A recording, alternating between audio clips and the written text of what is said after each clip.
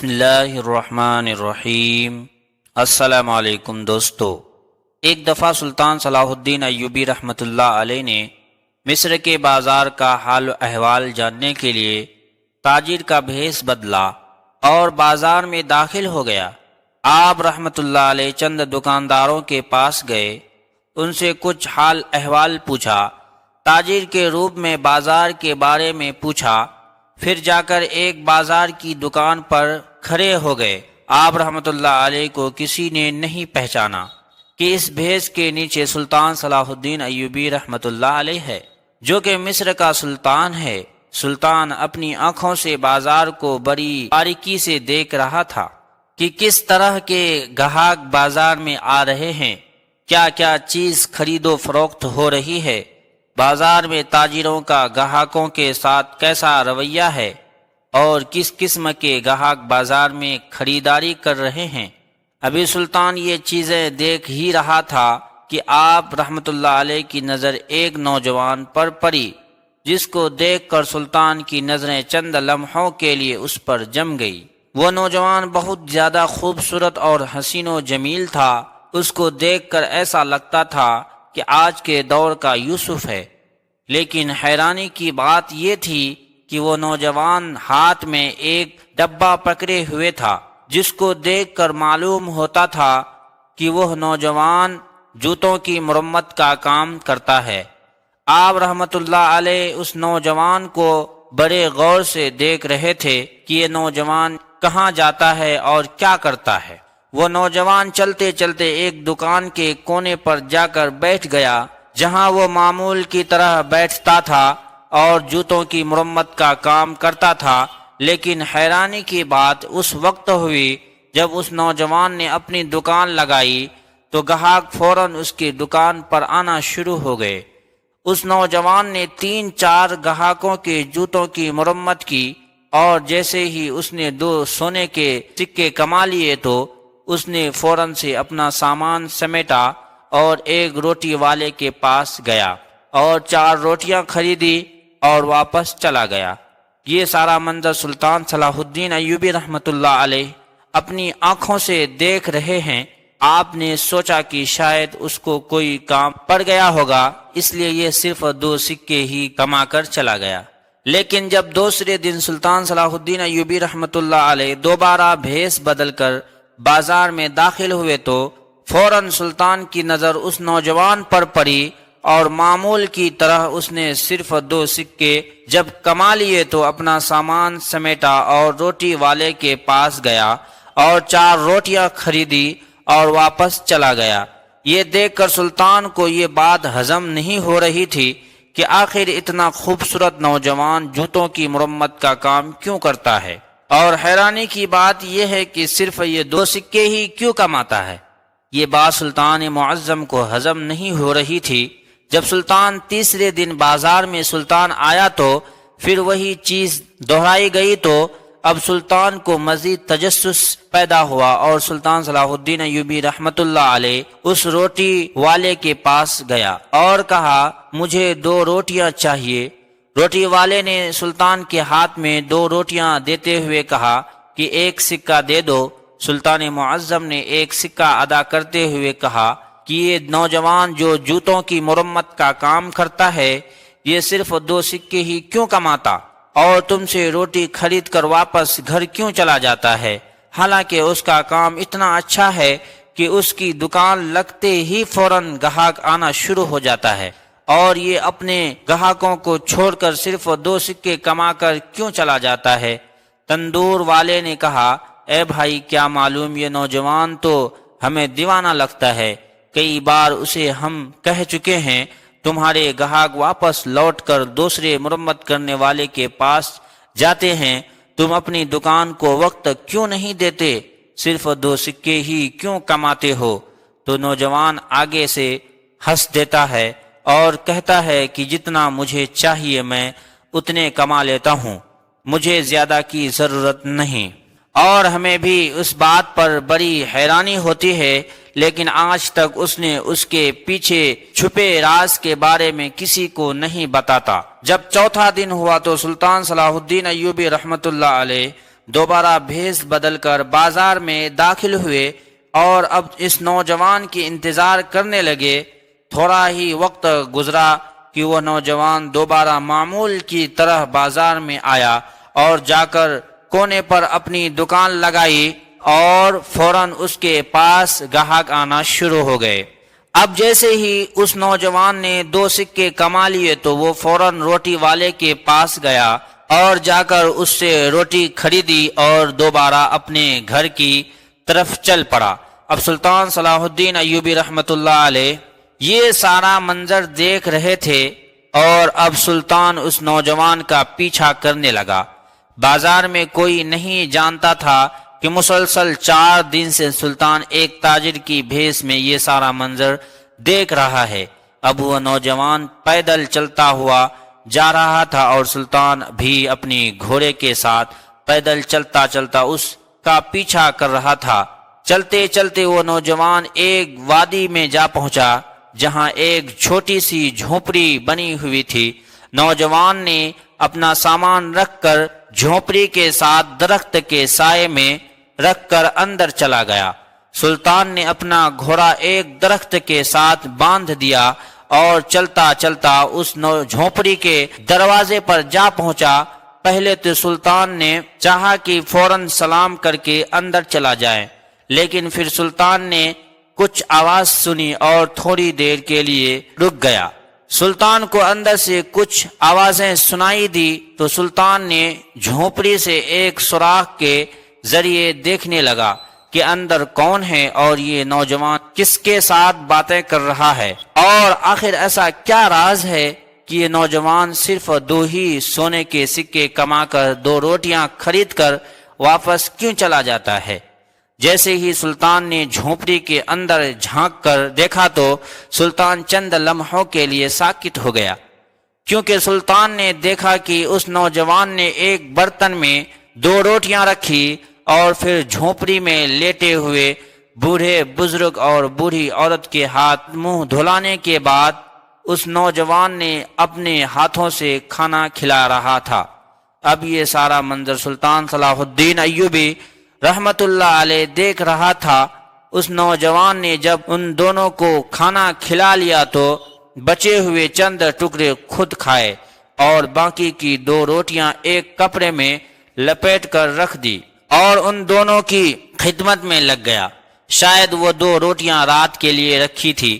سلطان معظم یہ سارا منظر دیکھ رہا تھا اور سوچ رہا تھا کہ آخر اس نوجوان کا ان دونوں کے ساتھ کیا رشتہ ہے کہ یہ نوجوان ان کی اتنی خدمت کر رہا ہے۔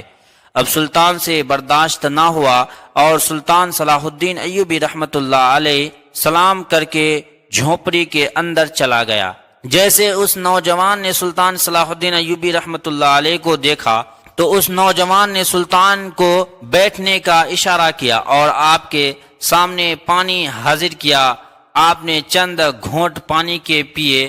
اس نوجوان کو کہا کہ میں بازار سے تمہارا پیچھا کرتا یہاں تک پہنچا ہوں اور مجھے اپنے چند سوالوں کے جواب تم سے چاہیے، اور مجھے امید ہے کہ تم میرے سوالوں کے جواب ضرور دو گے۔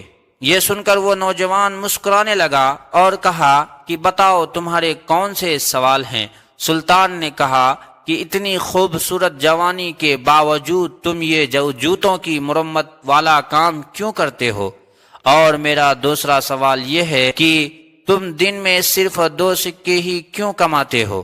اگر تم چاہو تو دن میں کئی گنا اس سے زیادہ کما سکتے ہو اور ایک دن تم بہت بڑے دولت مند آدمی بن سکتے ہو، لیکن آخر کیا وجہ ہے کہ تم صرف 2 سونے کے سکے کما کر اپنی گاہکوں کو چھوڑ کر دکان بند کر کے چلے جاتے ہو؟ یہ سن کر اس نوجوان نے سلطان کو کہا اس کے پیچھے بہت بڑی کہانی ہے، میں اگر اس کو سنانے لگوں تو بہت وقت گزر جائے گا، لہذا کھانے کا وقت ہو رہا ہے، آپ کھانا کھا لیں پھر بیٹھ کر بات کرتے ہیں۔ سلطان نے کہا کہ میں نے بھی 2 روٹیاں اسی تندور والے کے پاس سے خریدی جس سے تم نے خریدی تھی، آؤ بیٹھ کر پہلے کھانا کھاتے ہیں اور پھر تم مجھے اپنی کہانی سنانا۔ سلطان نے اپنے تھیلے سے 2 روٹیاں نکالی اور دونوں نے بیٹھ کر کھانا کھایا، اور کھانا کھانے کے بعد کہا سلطان اس نوجوان سے مخاطب ہوا اور کہا بتاؤ اب تمہاری کہانی کیا ہے؟ تو اس نوجوان نے کہا کہ یہ بوڑھا آدمی میرا باپ ہے اور یہ بوڑھی عورت میری ماں ہے، اور مجھے بچپن ہی سے سلطان کے وزیر بننے کا شوق تھا۔ میں بڑے بڑے مدرسوں میں پڑھتا رہا تاکہ میں سلطان کا وزیر بن سکوں، لیکن وقت نے کچھ حالات کا رخ ہی بدل دیا۔ ایک طرف میں جوانی کے سفر کی منزل طے کر رہا تھا تو دوسری طرف میرے بابا جوانی سے نکل کر بڑھاپے کی طرف جا رہے تھے۔ جب میں جوان ہوا تو بڑھاپے نے میرے بابا کو گھیر لیا۔ اب میرے بابا جس نے مجھے بچپن سے لے کر جوانی تک کھلایا تھا اب وہ کمانے کے لائق نہ رہا، لیکن مجھے پھر بھی سلطان کے وزیر بننے کا جنون تھا۔ میں بڑے بڑے مدرسوں، بڑے بڑے قاضیوں کے پاس تعلیم حاصل کر رہا تھا تاکہ اس قابل بن سکوں کہ سلطان کا وزیر بن سکوں، لیکن میرے ماں باپ کہتے تھے کہ بیٹا سلطان کا وزیر بننا کوئی عام بات نہیں، یہ بہت بڑا عہدہ ہوتا ہے اور اس کی بہت بڑی ذمہ داریاں ہوتی ہے۔ ایک غریب کا بیٹا کبھی وزیر نہیں بن سکتا، لیکن میں اپنی ماں کو ہمیشہ کہتا کہ میں اپنے سلطان کا وزیر ضرور بنوں گا۔ وقت کے ساتھ ساتھ میرا یہ خواب بھی بڑا ہو رہا تھا۔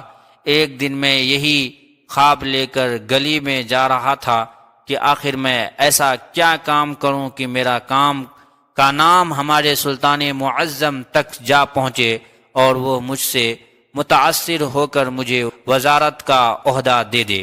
میں گلی کا نوکر پر جا پہنچا تو امام صاحب مسجد میں تقریر فرما رہے تھے کہ اگر تم ایک کام کر لو تو تم دنیا و آخرت کی ہر چیز حاصل کر سکتے ہو۔ امام صاحب کے یہ الفاظ میرے دل کو جا لگے۔ چند لمحوں کے لیے مجھے ایسا لگا کہ امام صاحب میرے سوال کا جواب دے رہا ہے۔ میں وہیں پر ساکت ہو گیا اور مجھے ایسا لگا کہ میرے قدموں میں آگے چلنے کی ہمت نہ رہی۔ امام صاحب نے فرمایا کہ اگر تم دنیا اور آخرت میں کامیابی چاہتے ہو تو اپنی ماں باپ کی خدمت کر لو، تم اپنے ماں باپ کے غلام بن جاؤ، دنیا تمہاری غلام ہو جائے گی۔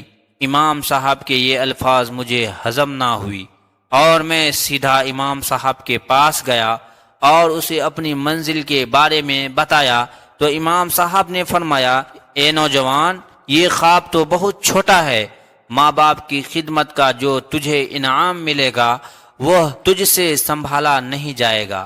یہ سن کر میں سیدھا گھر آیا اور اس دن سے لے کر آج تک اپنے ماں باپ کی خدمت کر رہا ہوں۔ اس خدمت میں مجھے اتنا سکون ملا کہ میں اپنا بچپن کا خواب بھول گیا۔ میرا دن رات اپنے ماں باپ کی خدمت میں گزرتا ہے۔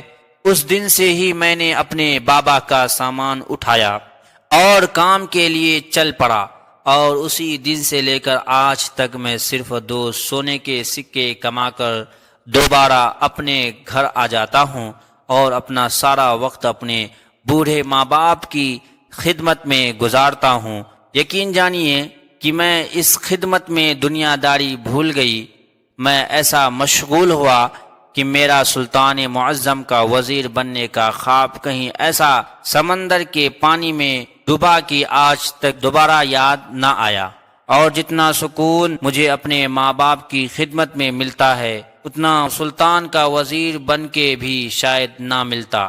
یہ سن کر سلطان صلاح الدین ایوبی رحمۃ اللہ علیہ مسکرانے لگے اور کہا کہ اگر تیرے خدمت کا علم سلطان صلاح الدین ایوبی رحمۃ اللہ علیہ کو چل جائے، وہ تم سے متاثر ہو اور تمہیں اپنا وزیر بنانے کا حکم دے تو کیا تم اس کا وزیر بننے کے لیے تیار ہو جاؤ گے؟ تو یہ سن کر اس نوجوان نے کہا کہ میں اپنے سلطان کے لیے جان قربان کر سکتا ہوں، لیکن اپنی ماں باپ کی خدمت چھوڑ کر سلطان کا وزیر نہیں بن سکتا ہوں۔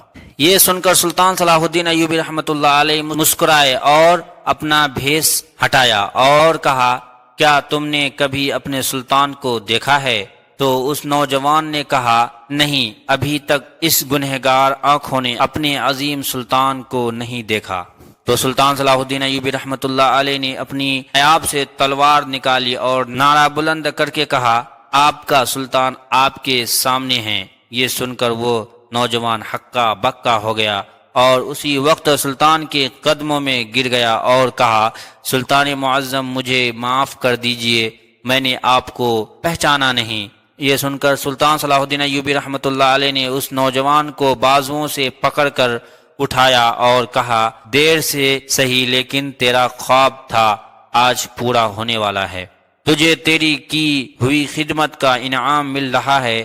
اس نوجوان نے کہا، سلطان معظم، جیسا کہ میں آپ کو بتا چکا ہوں کہ میں اپنی ماں باپ کی خدمت چھوڑ نہیں سکتا ہوں۔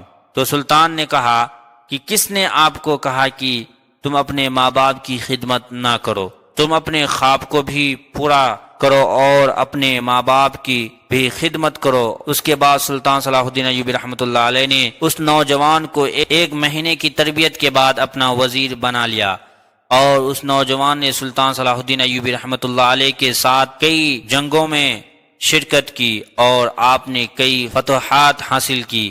اور اسی طرح وہ نوجوان جس کا باپ جوتوں کی مرمت کا کام کرتا تھا، اس کا بیٹا ایک دن سلطان کا وزیر بن گیا، اور وہ کوئی عام سلطان کا نہیں بلکہ سلطان صلاح الدین ایوبی رحمۃ اللہ علیہ کا وزیر تھا۔ دوستو، یہ تھا ماں باپ کی خدمت کا انعام ہے۔